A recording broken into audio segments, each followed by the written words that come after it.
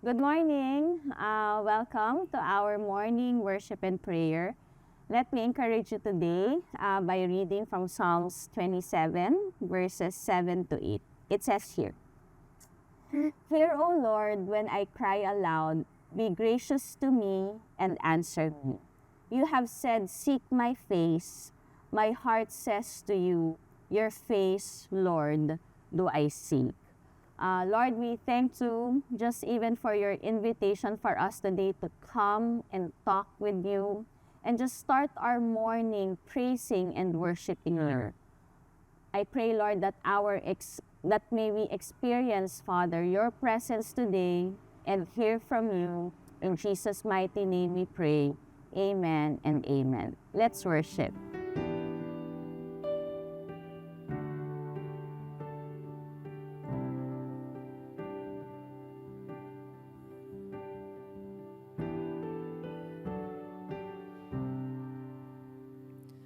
San mang dalhin parte ng daigdig, nariyan ka.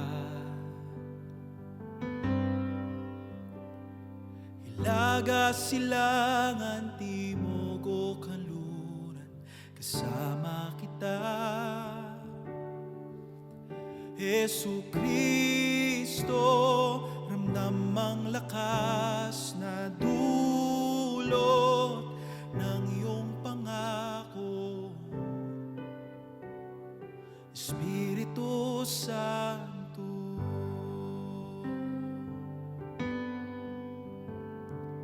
Hallelujah, kadakilang walang kapantay. Hallelujah, sa iyong kalooban ako'y sasabay. Hallelujah, Hallelujah,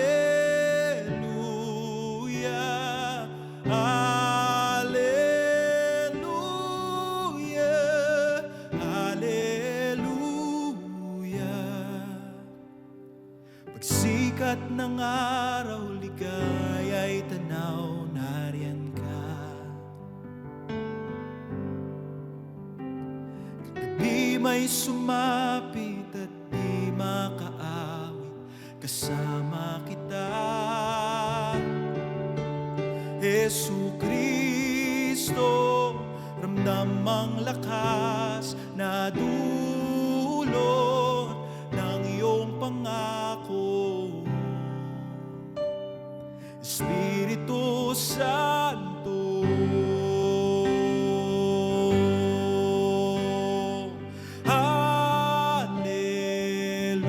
Hallelujah, kadakilang walang kapantay. Hallelujah, sa iyong kalooban ako'y sasabay. Hallelujah, kadakilang walang kapantay. Hallelujah, sa iyong kalooban ako'y sasabay. Hallelujah, Hallelujah, Hallelujah, Hallelujah.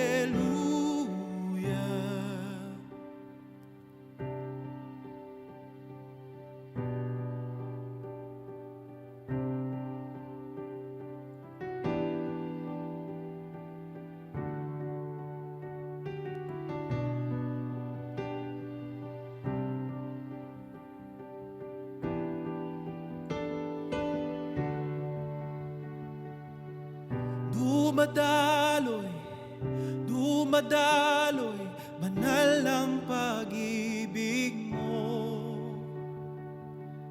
Dumadaloy, dumadaloy, banal ang pag-ibig mo. Umaagos, umaagos, banal ang pag-ibig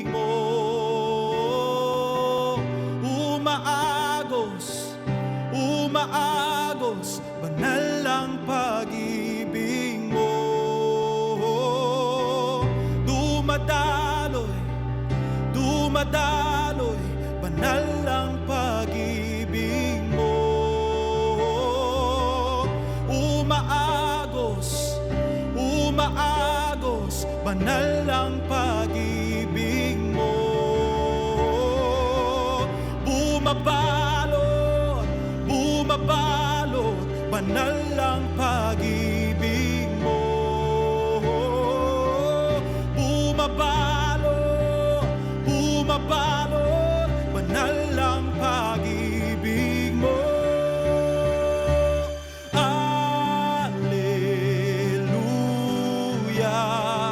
kadakilang walang kapantay. Alleluia, sa iyong kalooban ako'y sasabay.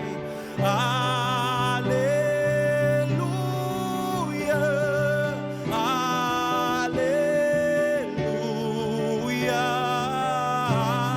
alleluia, alleluia, alleluia, alleluia.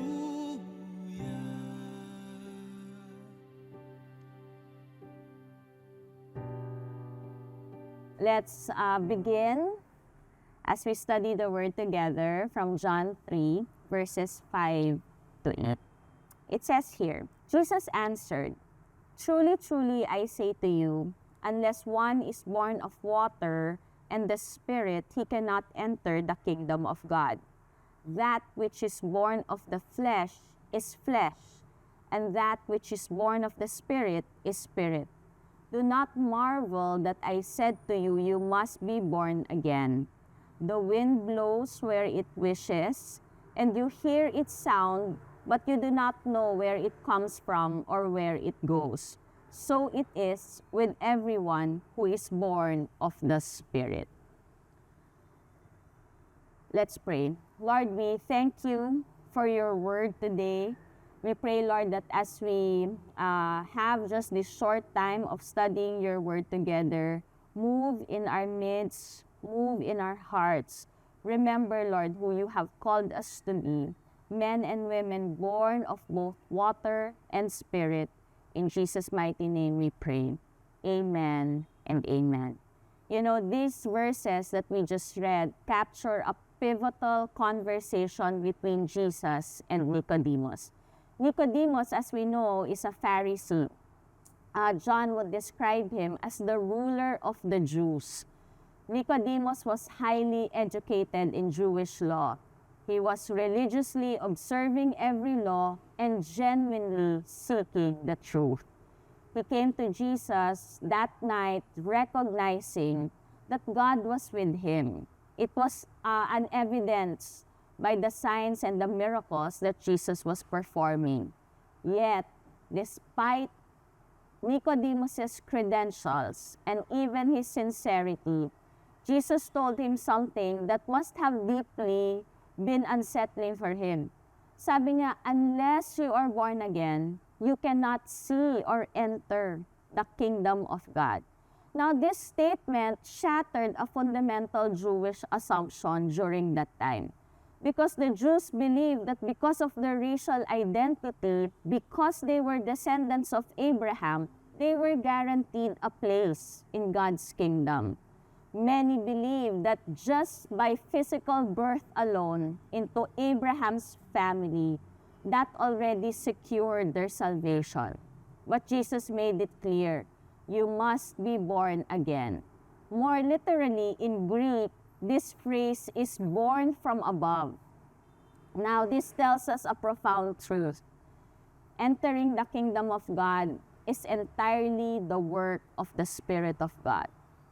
Scripture said that only the Spirit can give birth to Spirit. Only the Spirit can birth new life in all of us. Now, we're not just talking about moral improvement or religious reform. It's actually regeneration. It's bringing forth of a completely new life by the very Spirit of the living God. But how does this new birth takes place? How does it happen? Jesus said, we must be born of water and spirit. Nicodemus, despite being religious, moral, educated, respectable, and sincere, there's something that he could not do. He could not control or manufacture this second birth. No one has ever given birth to himself, di ba? Jesus may have been pointing to John's baptism of repentance when he mentioned being born of water. Nicodemus couldn't bypass. We know that the baptism of John represented a baptism of repentance. And Nicodemus could not bypass that, the call to repentance, which will be preceded by the work of the Spirit. Here we see both sides of the coin. Nakikita natin yung perspective ni God. Being born again is entirely the work of His Spirit. It is sovereign, it's mysterious, and it's powerful. Scripture said that it is like the wind that blows where it wishes. And we look at our spiritual life, ganon, di ba? You cannot, by merely looking at a person, can really say where they are in their spiritual journey. You cannot make assumptions or judgment that just because they've been a long time Christian, that indeed their discipleship is deep. It is entirely the work of the Spirit. Yet, from our side, we too must participate. We too must respond. We must repent and believe that only Jesus can save us. That's where it starts. We must fully shift our trust and allegiance to Jesus, apart from a surrendered life to Christ and dependence on the work of the Holy Spirit. The reality is, our spiritual reality is, we will never truly find the life that God has for us. John captures this beautifully.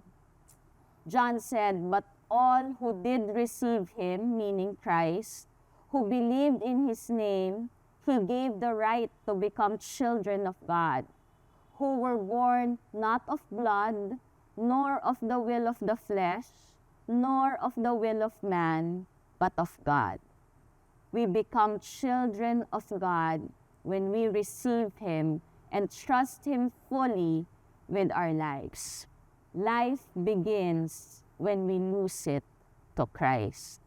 I want to end with some reflection question as we go about our day-to-day and ask ourselves, like Nicodemus, we may have come to Jesus with sincerity, seeking the truth, or looking for the right answers.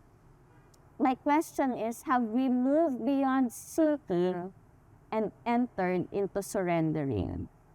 Is there still an area in our lives where we're still trying to control our own birth, no? Or trusting in our own background or our morality or, our own good efforts, rather than receiving the new life that we can only achieve through the Spirit? What would it look like today for you and I to fully trust Christ and the work of the Spirit in our lives, rather than relying on what we can do for ourselves?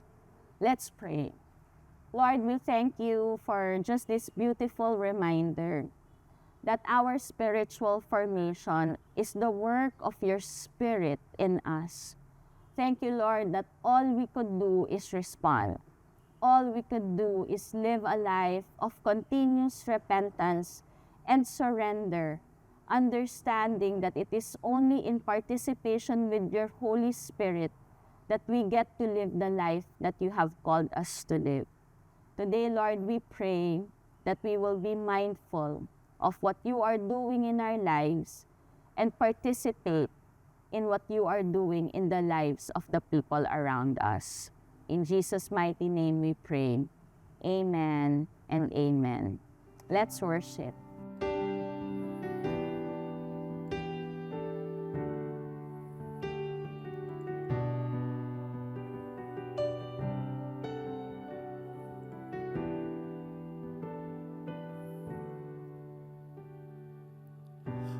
Dumadaloy, dumadaloy, banal ang pag-ibig mo. Bumabalot, bumabalot, banal ang pag-ibig mo. Dumadaloy, dumadaloy, banal ang pag-ibig mo.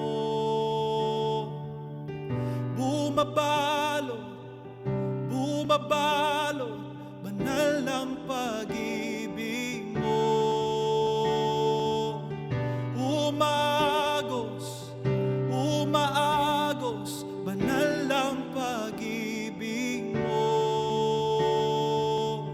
Bumabalot, bumabalot, banal ang pag-ibig mo. Umaagos, umaagos, banal ang pag-ibig mo. Bumabalot, bumabalot, banal ang pag-ibig mo.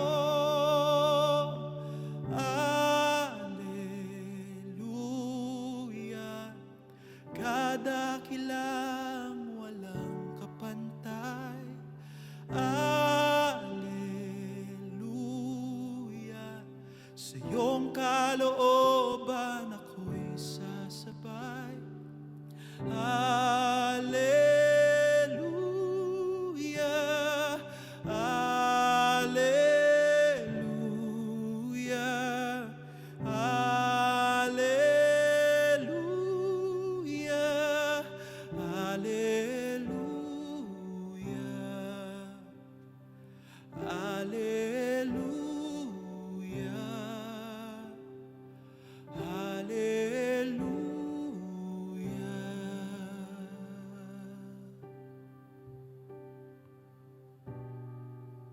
Let me send you off with this verse from Ezekiel 36, verse 26. And I will give you a new heart, and a new spirit I will put within you. And I will remove the heart of stone from your flesh, and give you a heart of flesh. May we trust today in the Spirit who gives new birth, surrendering what we cannot control, and receiving the life that only He can give.